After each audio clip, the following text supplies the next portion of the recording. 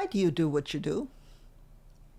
Now, that may seem like a strange question for those of us who are in faith leadership, um, but it's really not. Why did you get up and go to work today? Go to the office or get involved in doing something today? Why?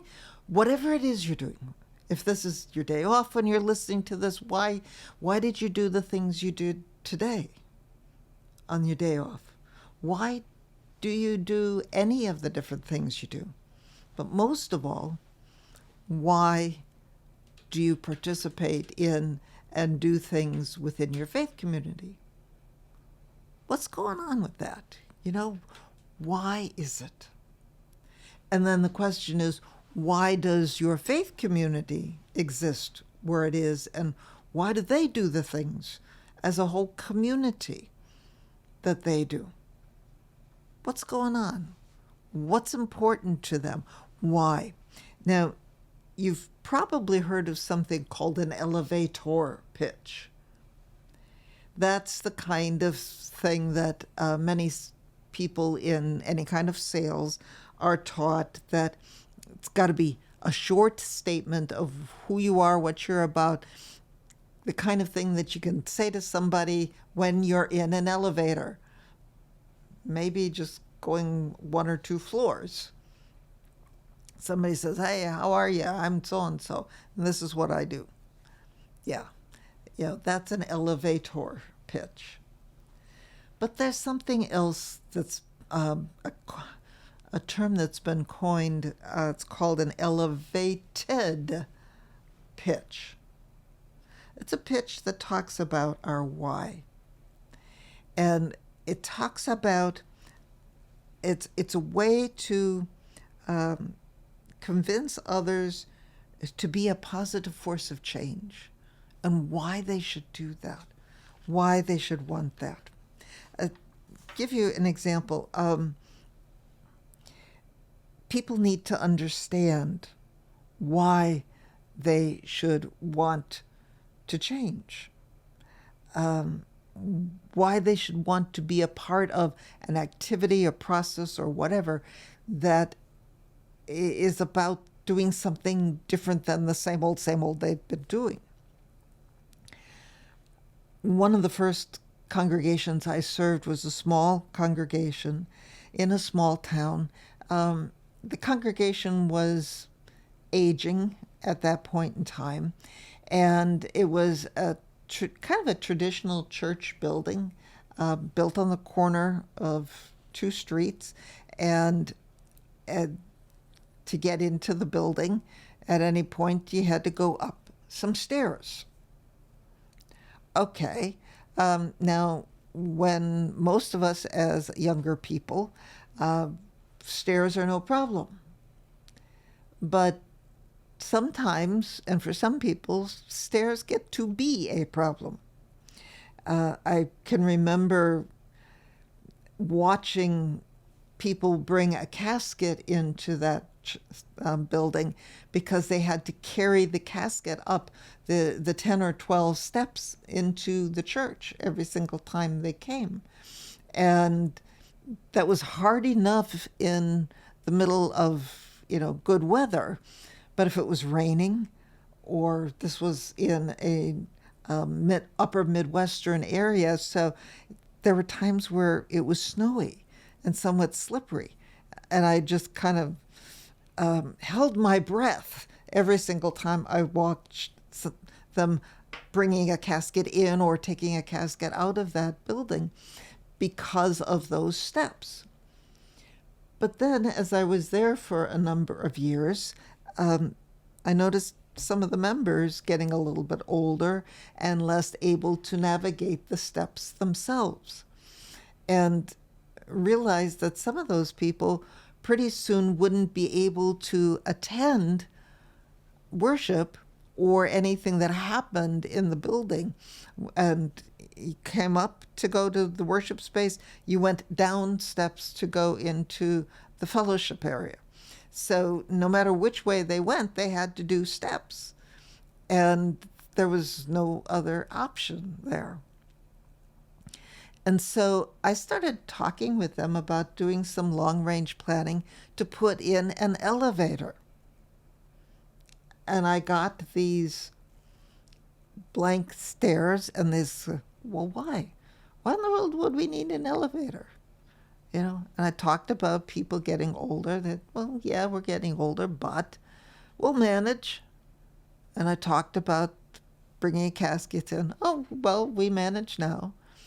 And it was kind of like, how to get these folks to understand and care about their own facility and their own abilities and the other members' increasing limited abilities, so that they could help people be able to come into the worship space, to be there. And at that point, there weren't enough people who cared enough about that to be able to bring it about.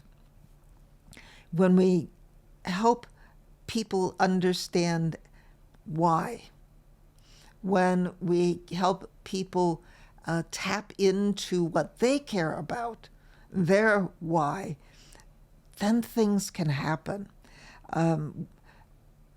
We need to find out what brings each member meaning and purpose in their being a member of the congregation, whatever that faith community may be. How can they brighten another member's day, not just at worship? That's important. That's a very vital part of most, within Christian communities and Jewish and Muslim, it's a very important part of our faith, but it's not the sum total of it. And how do they improve the congregation? How do they help grow this to be a larger community in some way? How do they like to do things? And what would they like to do? There was another time where in another congregation, they were knowing they needed to do some repair work. Their fellowship area, it had basically a flat roof on that building, and it had been leaking for some time, actually a couple of years. And the leaks were getting bigger, as tends to happen. And so when came into that space after it had rained, a significant rain, and there were buckets on the floor in not just one or two, but like 4 or 5 of them at various places on the floor, so that to catch the water. And there were places now where people could not sit for an adult Sunday school class that was held in that area because of the leaks in the ceiling.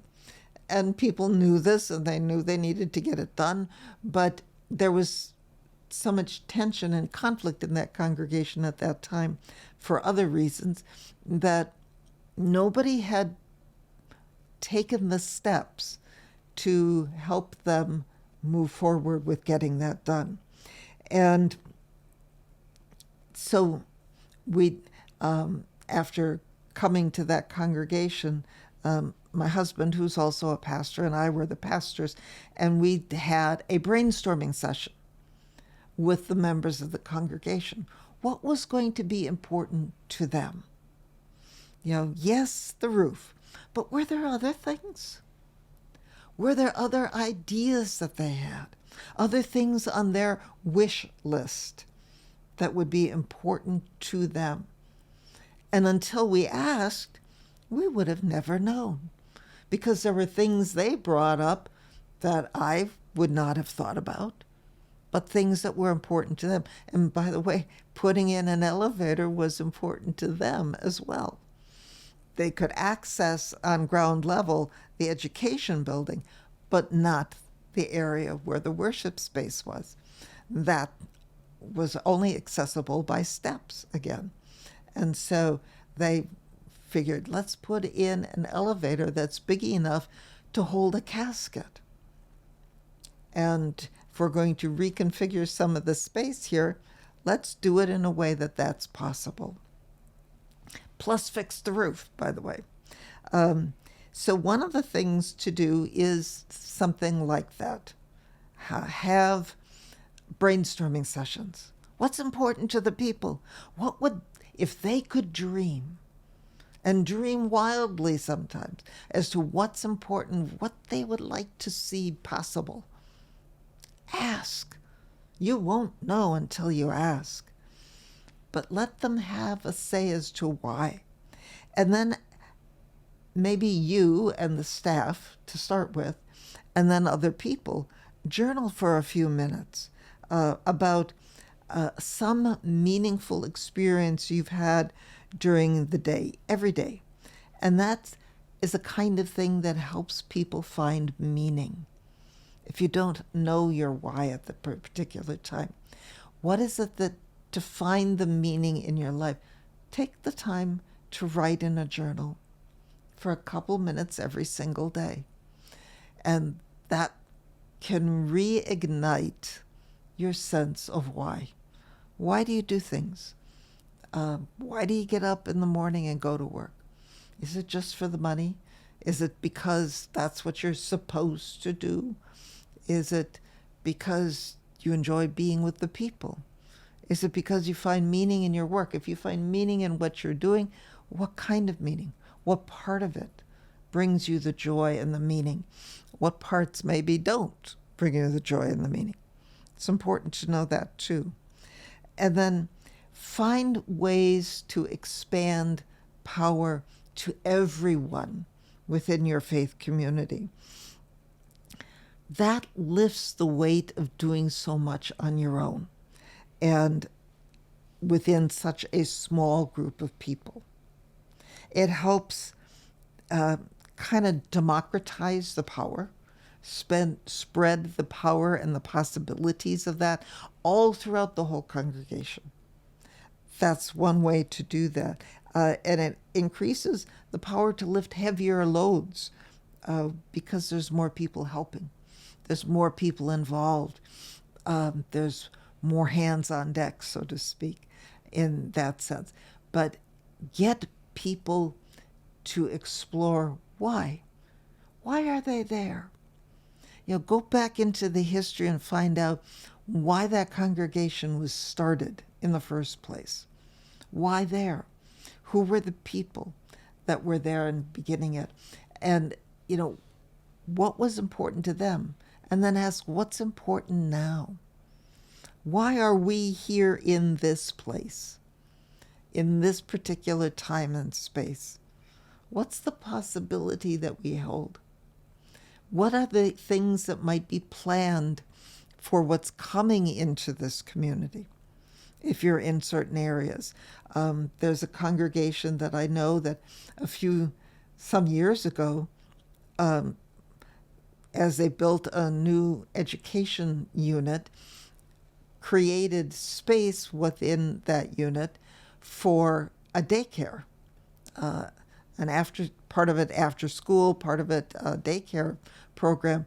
And there weren't, at that time, it was still kind of on the outside edges of town, but they could foresee the expansion of the community slowly moving out in that direction, and that there would be more people coming out, that there would be needs for people in that area to have a place, for parents who work to have a place for their children, their young children. So they created this daycare. And now, a couple of years ago, a new elementary school was built right across the street. And so it was very wise planning that they saw the need for that coming into that community. So look at what are the needs now, yes, but what's coming? What are the trends that are coming in that area? Think about that as well. Think about the passionate desires and movements that people have within your faith community as far as how they see things like the environment and the impact and things that they could have for that. There's a congregation, again, that I was part of that years and years ago. Some of the members were part of getting the some good agricultural practices and soil conservation efforts into the community, and that they did things within the land with where their buildings are, but they also helped that with people in the community.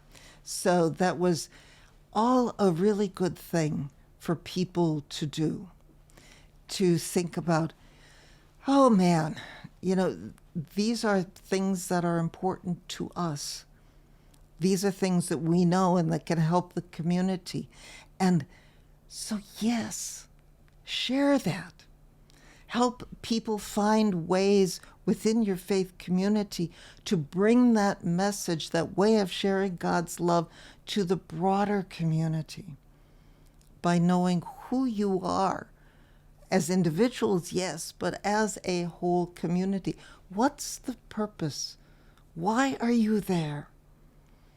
Why are you there in this place, in this time? And that may have changed since the very beginning of time. The community around you may be changing if it hasn't already changed. And that can be scary. But what are the opportunities that are in the midst of that as well? The opportunities that are there for the new community, the new things that are happening. And we may say, oh, but it's changing and I don't like the way it's changing and it's going to be bad. Only if we let it be. We have the power to be a positive influence wherever we are, especially as people of faith. That's what God's love brings. It brings the transformative power of God's love into a community, into the environment. And so, why are you there? Give an elevated talk, not a TED talk, but an elevated one that's based on why God's love here, now, with us as the people who we are, as individuals and as a whole community. This is what we have to offer. And it's a beautiful and wonderful thing. So, what's your elevated talk? Not an elevator. You don't want to go up and down. You just want to raise the bar. See the potential. See God's vision and God's dream and love spread in your community in new and different ways. So until next time, with whatever I bring to you then, God's peace, God's blessings, and gratitude and thanks to each and every one of you for being here today.